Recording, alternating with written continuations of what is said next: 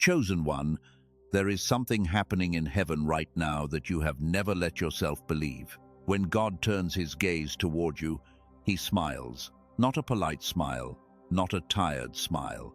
The kind of smile that softens the whole face of the Father, the kind that comes from somewhere deep, the kind a parent gives when they catch sight of the one they love most in all the world. That smile is for you.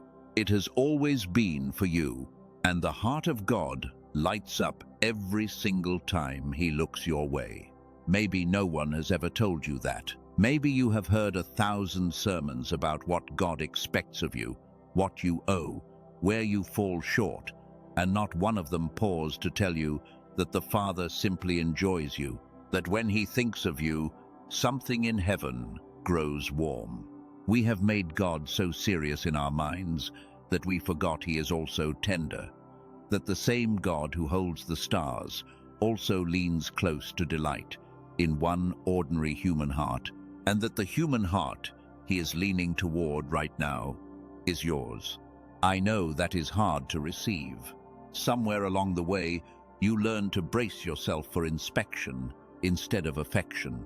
You learn to wonder what he must think of you, whether you have done enough, whether you have disappointed him, whether his face is set against you in some quiet displeasure you can never quite name. So you have lived with a low hum of worry, a sense that you are being watched but never quite delighted in. And that quiet ache has shaped more of your life than you know. It has shaped the way you walk into rooms, half expecting to be overlooked. It has shaped the way you apologize for taking up space, the way you wait to be chosen and assume you will not be. You have carried a heaviness you could never fully explain, a feeling that love was something handed to other people more easily than it was ever handed to you. And underneath it all sat a question you were almost afraid to ask out loud. Does anyone actually delight in me, or am I simply being put up with? That question is so familiar that you may have stopped noticing it runs beneath everything. It is there when you replay a conversation, certain you said the wrong thing. It is there when good news comes, and a small voice insists it will not last. It is there in the way you struggle to receive a compliment, deflecting it before it can land, because somewhere inside you decided you were not the kind of person who gets to be cherished. That belief has been quietly stealing your joy for years, and it is exactly the belief heaven is reaching to overturn today. So let me speak plainly to the part of you that has waited so long to hear it. You are not tolerated in heaven. You are not endured. You are not a problem. The Father is patiently managing. You are loved with delight. You are the favorite child of God. And before that word stirs up any old comparison, let me settle it gently. In the heart of the Father, favorite does not mean he loves you more than another. It means he loves you wholly, completely, as if you were the only one, the way a true parent treasures each child as their whole world. That is the mystery of a love that is infinite. It does not divide itself into smaller portions the more children it holds. It multiplies. Every soul God made, he made on purpose, and every one he loves as a favorite, because his heart is large enough to give each child the whole of his delight. So, when I tell you that you are his favorite, I am not stealing that word from anyone else. I am simply handing you what was always meant to be yours, the full and undivided joy of the Father resting on you alone. Think of how a parent with many children loves them. They do not love the second child less because the first arrived. Each one carries the entire heart. Each one is held as if they were the only one. The heart of God is like that, only without limit, without distraction, without a single moment of his attention divided away from you. When he looks at you, it is not a glance squeezed between more important things. You are not one face in a crowd to him. You are the face he has been waiting to see. If you have ever stood quietly in a room full of people and felt unseen, this message found you for a reason. If you have ever been the one chosen last, overlooked, forgotten in the planning, left off the list. This is the hour your story begins to turn.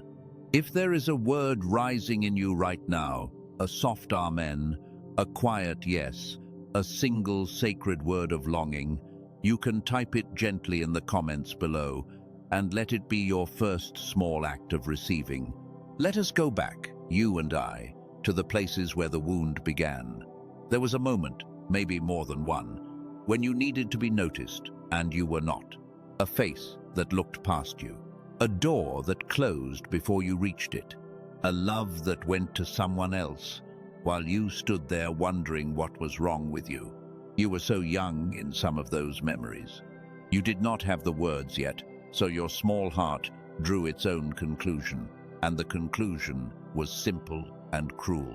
It decided that you were not the kind of person someone smiles at. That lie went down deep. It became the lens you looked through. You started performing for love, working for approval, shrinking so you would not be a burden, achieving so you might finally be worth a glance. And maybe it worked for a while, but it never reached the place that was actually hurting, because that place did not need your performance. It needed someone to look at you with joy and mean it. Think about how rarely you have been looked at that way. Looked at with no agenda, no comparison, no quiet wish that you were a little different. Most of the looks you have collected over the years came with something attached: expectation, judgment, indifference. So your heart never had a chance to learn what pure delight feels like landing on it. But it is not too late to learn. The Father has been waiting your whole life to give your heart that exact experience, and He is offering it to you in this very moment. And so you grew into an adult who could do almost anything except rest in being loved. You could give and serve and carry others and stay strong when everyone leaned on you. But when the room emptied and the noise died down, the old ache was still there, whispering that all your effort had earned you respect, perhaps, or usefulness, but not the simple warmth of being someone is delight. You had learned to be needed. You had never learned to be wanted. And those are not the same thing. Chosen one. Not even close. Perhaps that is why love has sometimes felt unsafe to you.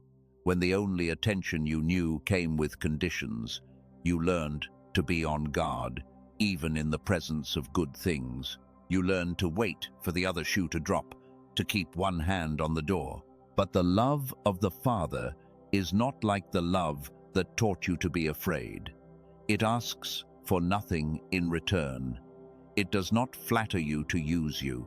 It does not warm to you only when you are useful. It simply delights in you, fully and freely, with no hidden cost and no fine print. So hear me now. While you were busy believing no one truly delighted in you, God was already smiling. When you were a child playing alone, He was watching with tenderness. When you cried in the dark and thought no one heard, His eyes were on you, soft with love. When you walked into rooms certain you did not belong, He was already saying within Himself, "There is my beloved. There is the one I treasure." You were never as unseen as you felt. You were seen the whole time, by the only one whose gaze can heal you. Let me tell you how this delight has followed you, because it is closer than you think. The Father has been watching over you with the attentiveness of love that misses nothing. He was there in the years you cannot even remember, holding a tenderness toward you that no one around you knew how to show. And He has not changed His mind since. The same delight that hovered over your first breath is resting on you in this very moment. Now, let the heart of God speak to you in the first person, gently, as a father speaks to the child he cherishes. I have watched you your whole life, and not once did my delight in you fade. I saw you when you were small, and the world was already too loud. I counted every tear before it touched your cheek. I knew the dreams you whispered, and then talked yourself out of, and I did not roll my eyes. I leaned closer, because they were yours, and so they were precious to me. When others were too busy to notice you, I was not busy. You have always been the work of my hands, the joy set before me, the face I love to look upon. I was there in the moments you thought were too small to matter, the ordinary mornings, the quiet evenings, the long stretches when nothing remarkable happened, and you assumed I had turned my attention elsewhere. I had not. There is no such thing as a moment of your life that I was not delighting in you. While you waited to become impressive enough to be loved, I was already loving the unimpressive days, because they were yours, and everything that is yours is dear to me. I never measured you by your worst day. I never kept the record you keep against yourself. When you failed, I did not turn away. When you wandered, my smile did not harden. It waited. You imagined me as distant and severe because that is what was modeled to you, but I am not like the ones who wounded you. I am the Father who runs. I am the one who rejoices over you with singing. You were not an accident in my plan. You were my delight before you took your first breath, and you remain my delight in this very moment. So when you look in the mirror and find every flaw, know that I am looking at the same person and finding my beloved. We are not seeing the same thing. You see what you lack. I see who you are. And I would not trade you for 1,000 easier children, because there is no other you, and the world of my love would be incomplete without the one I made you to be. Sit with that for a moment, chosen one, because it is the truth your soul has been starving for. The eyes that see everything you have ever done, every hidden thing, every failure you have buried, those same eyes look at you with warmth and not with disgust. There is nothing left to expose, because nothing was ever hidden, and still he smiles. That is what makes this love safe. It is not the love of someone who does not know you yet. It is the love of the one who knows you completely and delights in you anyway. This is what so much of human love could never give you. People love the parts of you they can see, and even then their love can cool when you disappoint them. So you learn to hide, to curate, to show only what was safe and tuck the rest away. But you cannot hide from the one who formed you, and the wonder is that you do not need to. He has already seen the parts you are most ashamed of, and his face did not change. The hiding is over, chosen one. You can come out into the open and be loved as your whole self at last. Now feel what this changes, because being the delight of God is not a sweet feeling that fades by morning.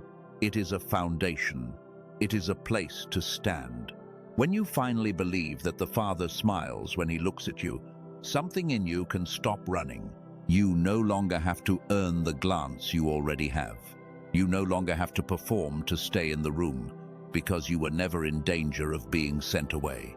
The love that holds you was never conditional, and a love that was never earned can never be lost. This is the security you have been aching for your whole life, not the security of having everything figured out, but the deeper security of being wanted, of knowing that even on the day you have nothing to offer, you are still cherished. Even when you are unproductive, unimpressive, undone, the smile of the Father does not waver.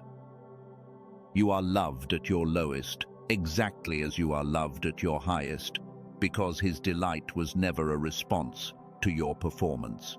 It was a response to your existence. And from this place, everything softens. You begin to rest. You stop scanning every face for proof that you matter, because the one face that decides your worth has already declared it with a smile. You stop collapsing when people misunderstand you, because their opinion was never the foundation.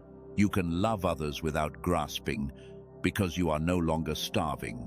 The one who knows they are treasured can finally stop trying to be enough and simply begin to live. And watch what grows in you from this resting place. Compassion grows, because a heart that has been cherished learns how to cherish. Patience grows because you are no longer competing for a scrap of love that felt scarce. Courage grows because you have nothing left to protect, no fragile image to defend, no approval to chase that has not already been given. The most generous, most peaceful, most alive version of you is not the one who tried hardest. It is the one who finally believed they were loved. Notice how much of your weariness has come from trying to secure something you already possessed. All those years of striving to be chosen, when you were chosen before you began. All that effort to be noticed, when you were never out of his sight for a single second. The exhaustion you carry is the exhaustion of a child running to earn what was waiting for them at home all along. And the father is not standing at the finish line with his arms crossed.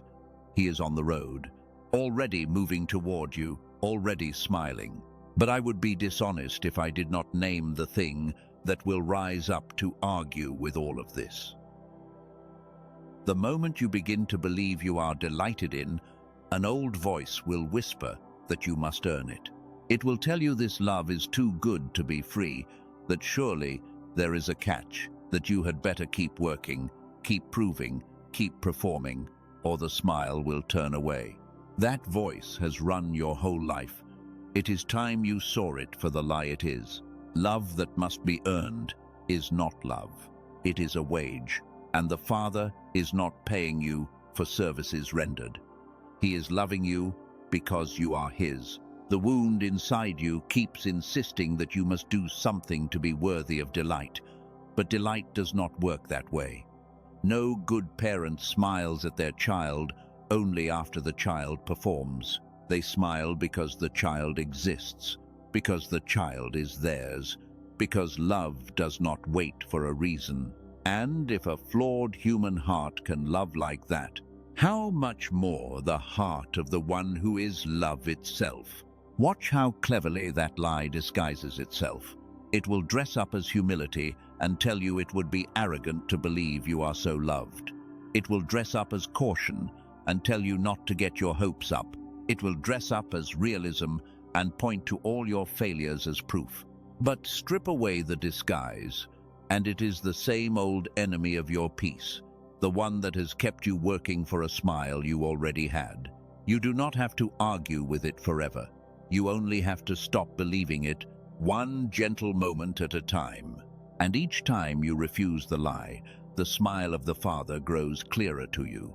Not because His delight increases, it was always full, but because the fog you have been seeing through begins to lift. Believing you are loved is not something you do once.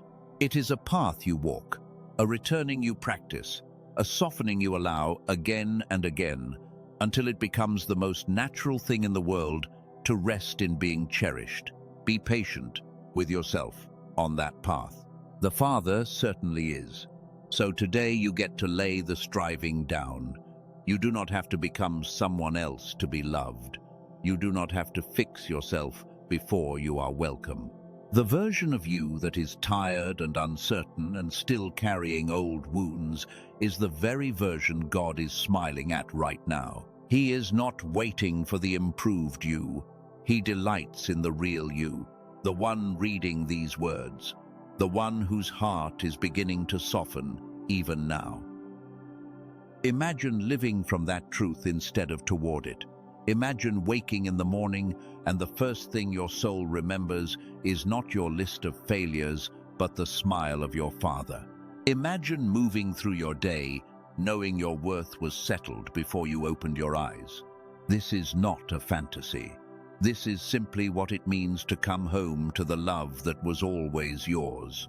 And it begins the moment you stop trying to deserve it and let yourself be the beloved you already are.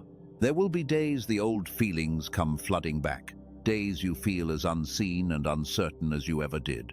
That is to be expected, and it is no failure on your part.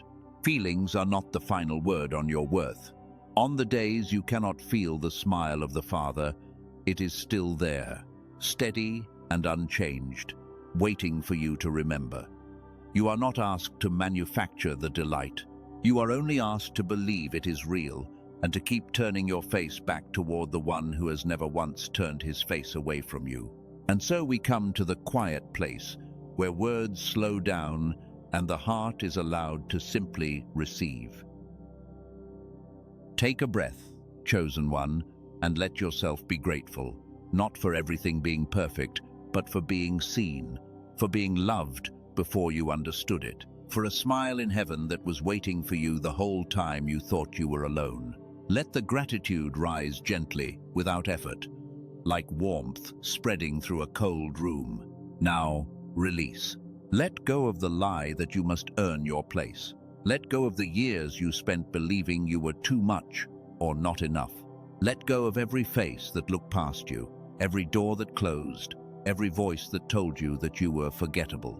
Hand it all to the Father and let his smile be the thing that fills the space where those wounds used to live. You do not have to carry the verdict of people who never knew how to see you. You can set it down now and walk forward lighter than you came. And now receive who you truly are. You are seen. You are wanted. You are the beloved child of the living God. You are the delight of the Father, treasured not for what you do, but for who you are. You are not too much. You are not too late. You are not forgettable, and you never were. You are cherished completely, smiled upon endlessly, held with a love that will never let you go. If your heart is saying yes to this, let it be known. Speak it where others can read it, a quiet declaration into the dark. I am the beloved of God, and he smiles when he looks at me. Let that be your sacred word today, your line drawn in the ground, your gentle defiance against every lie that ever told you otherwise. Carry this with you now. When the old worry returns, remember the smile of the Father. When you feel unseen, remember you are watched over with delight. When the voice of earning grows loud, answer it softly. I am already loved, and I have nothing left to prove. You are his favorite, in the way that every cherished child is the whole heart of a loving father. Walk gently.